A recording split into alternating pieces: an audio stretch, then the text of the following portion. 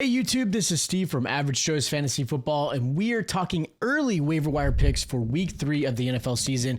Yes, we still have some games going on, especially on Monday night when this video is here. You got 2 Monday night games, but I wanted to get kind of you guys started thinking, maybe fab, right? Players you want to pick up for week 3, especially with injuries and everything like that. So let's jump into it.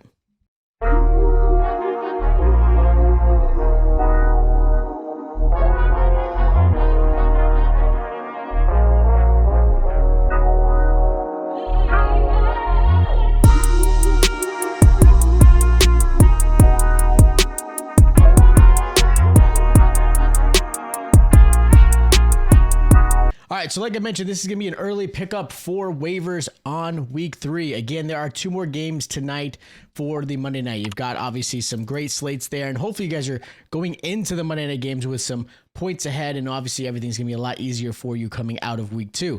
With that said, though, of course, there were injuries over the weekend, and of course, some players who are just absolutely crushing it.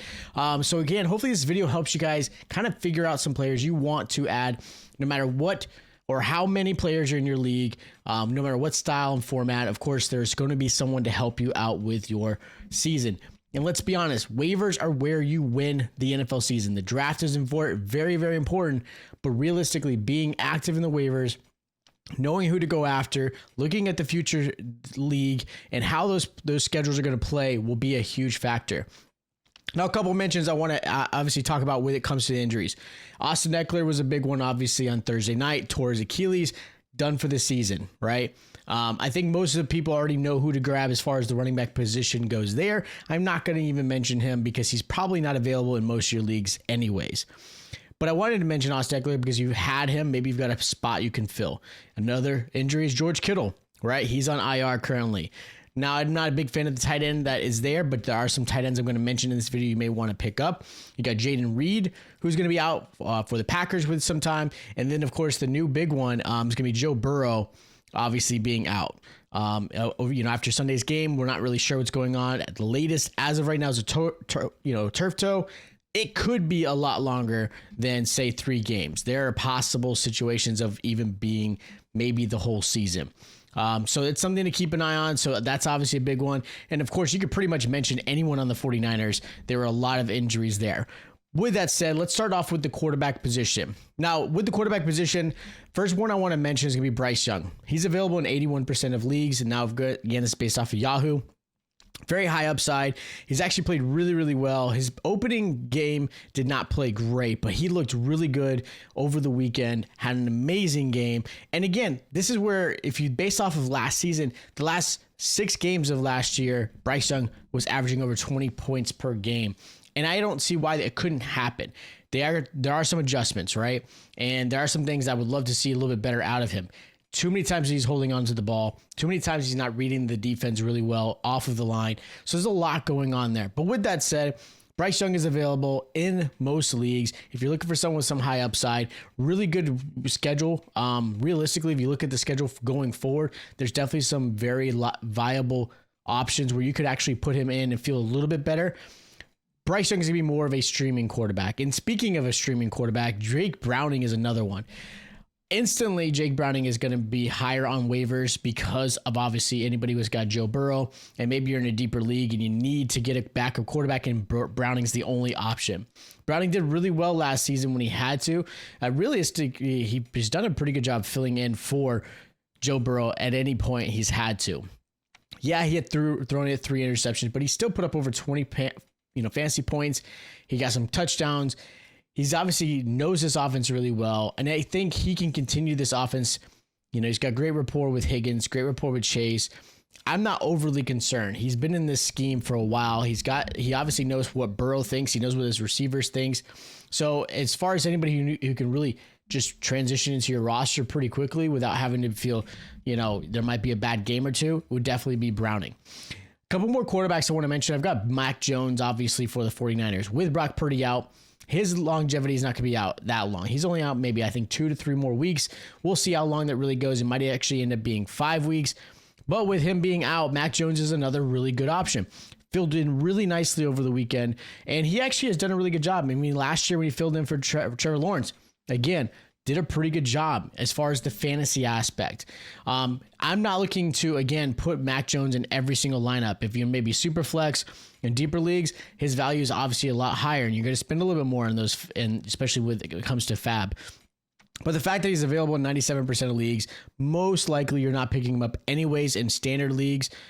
So for me, I still wanted to mention him because he has had some good matchups and he did look really good, especially if you're someone who maybe drafted a quarterback late and you're just streaming them.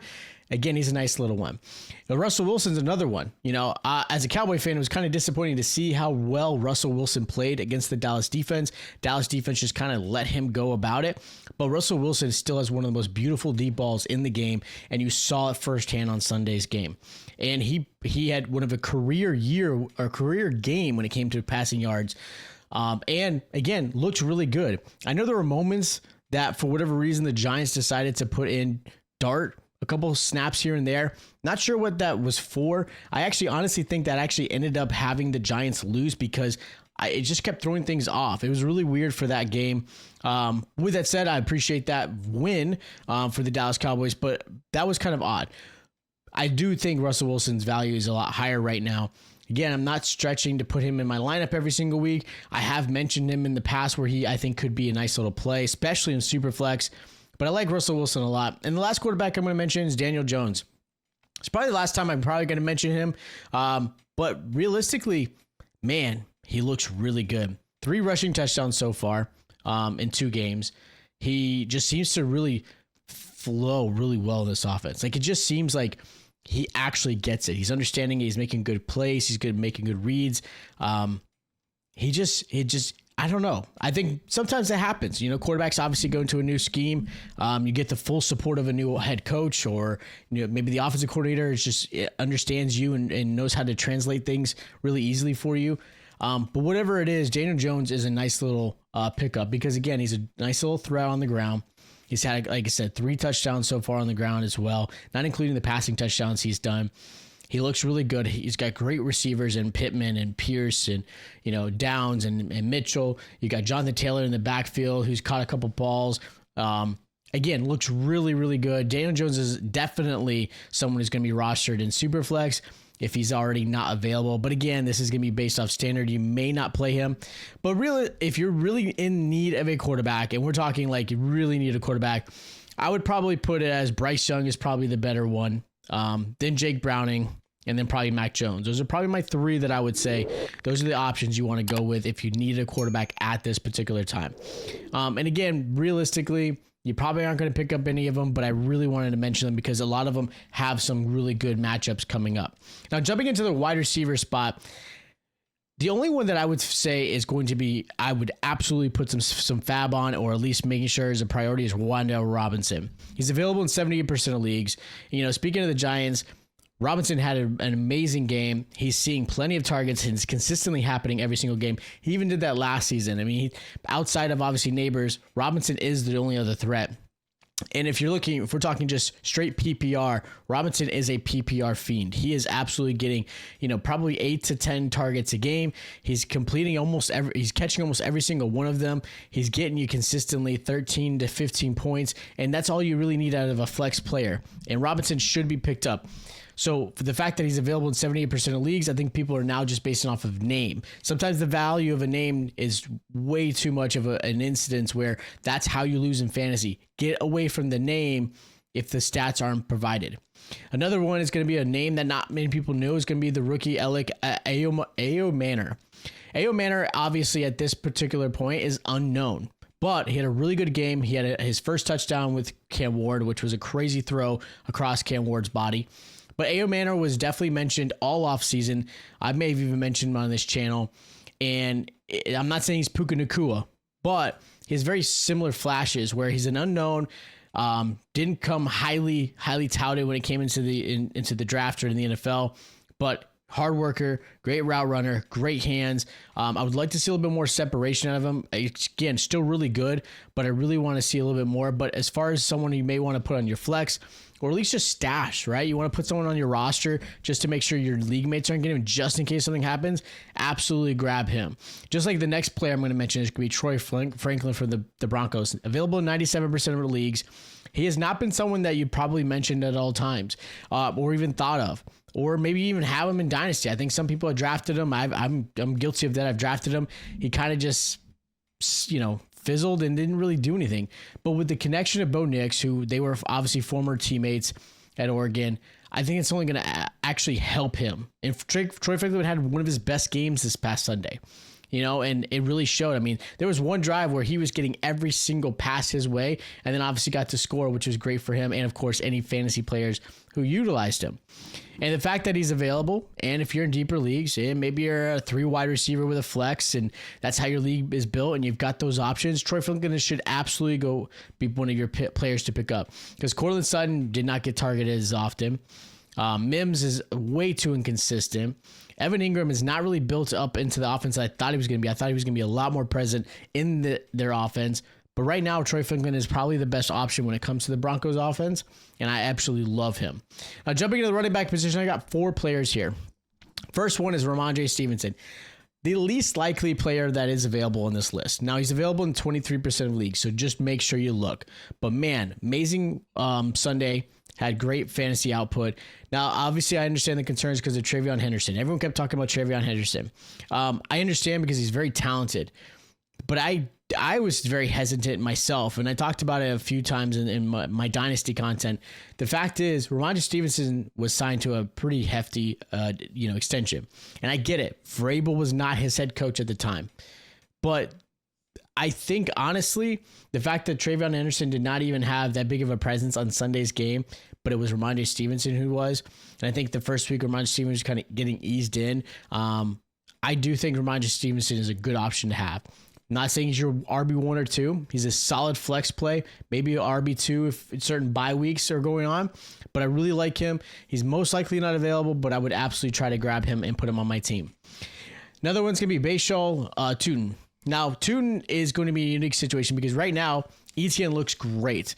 And I'm not shocked. Liam Cohen seems to know how to he's like the running back whisperer at this particular moment. The fact that they got rid of Bigsby, obviously they do trust Tuten a lot more, which is good because he did really well on Sunday.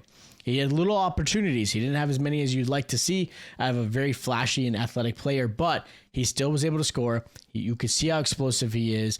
But I think right now, Etienne is going to be your Travis Etienne is going to be your realistic player going forward. Had over 100 rushing yards. And I think this offense is going to be really built around Etienne at this particular time. I do believe in Tuten. You absolutely want to have him on your roster if you can, especially for the space, or if you have Etienne and you want to handcuff him. But I do like both of these players, and Tuten's definitely going to be there. Another rookie running back is going to be Cam Skattebo. Skattebo right now saw a little bit more increases, a little bit more snap share, and took advantage. He was able to score. Yes, I get it. It was against Dallas, who is struggling defensively. But I do think Skattebo, it showed that he's obviously getting a little bit more opportunity, which I think is only going to happen going forward. I like Tyrone Tracy, but I think you kind of see the writing on the wall, unfortunately. I was trying to deny it myself, but right now, Skattebo, again, is probably eventually going to be the running back that is going to start for the Giants every single week. And the last running back is going to be another rookie in Quinshon Judkins. Availability is going to be a lot less, 38%, but he is still possibly out there. This was his first game, obviously, after the whole signing and everything like that and debacle, but they said they were going to ease him in.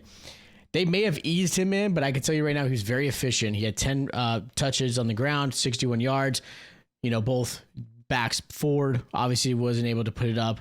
Dylan Sampson was not the same efficiency. Judkins absolutely was, which means probably within the next week or two, he is going to be probably the 55 to 60% snap share when it comes to this backfield. And Judkins will absolutely take advantage of it as long as he continues to read holes, gets a little bit better at pass blocking, things like that. But absolutely you want to put him on your roster. And jumping into the last position is going to be tight ends. Zach Ertz is my number 1 tight end when it comes to this. Again, coming into this past Thursday game for him, Zach Ertz looked amazing, had a touchdown, put up obviously over 18 fantasy points. And he was doing really well last season too with Daniels. With Jayden Daniels, he just seems to just trust Zach Ertz. I think it's the veteran presence. Obviously, Ertz has seen everything. He's seen every position a linebacker may be lined up against him or a safety or anything like that. So realistically, a very solid, safe play. more of a lower ceiling than most of the tight ends that I'm going to mention on here. But again, very safe, consistent play. Now, another tight end is going to be Juwan Johnson. I mentioned him last week. If you guys watched that video, he's still available in 55% of leagues, and he still was able to have a great performance coming out into this past weekend, scoring a touchdown. So 2 weeks in a row, Juwan Johnson is clearly a very prominent position or person in this offense, outside of Olave or Rashid Shaheed. And actually give credit to Spencer Rattler. He put up 3 touchdowns, looked really good against the 49ers defense that typically is pretty good. But again, Juwan Johnson was able to take advantage of it, and he should absolutely be targeted. And, if you're someone who maybe has Kittle on your league and he's got hurt and you need to pick up a tight end, he's definitely one of those players you want to obviously add. And the last is going to be Harold Fannin. I mentioned him as well. The rookie tight end for the Browns. Yes, saw less targets, but he was still very effective. And he saw the same targets / slightly under snaps compared to, obviously, Njoku. Now, Njoku is a Pro Bowl tight end, very good tight end, but for whatever reason, they really want to introduce Harold Fannin. But they're still keeping Njoku on the field, which means they're putting Fannin more in the slot, which is great, especially when you're dealing with just Judy on the outside. Now you've got Njoku and Fannin Jr., who I think, again, those 3 are going to look really, really good coming up this particular season. So those are all of the players that I wanted to mention when it comes to waivers. Now, looking at all the players, I would say, again, I'm going to add, if I needed to, I'm going to add Juwan Johnson. I'm going to add Bryce Young because I really like what's coming on with the upcoming season. Wan'Dale Robinson. And then when you're jumping into the running back position, the only one I would probably consider would be Cam Skattebo, just because Rhamondre Stevenson probably gone. So those are my players for week 3. Again, there are probably going to be more, maybe, and hopefully not because of injury coming out of the Monday night games. But again, I just wanted to get you guys a little bit of early access. If you guys have questions, hit me up in the comments down below. Of course, don't forget to subscribe to this channel. Make sure you hit that like button. Our Start and Sit videos will be coming out this week as well to help you guys get prepared. Again, football season is here. We are 2 weeks in. Hopefully you guys are 2-0 coming out of it. And I'll check you guys out.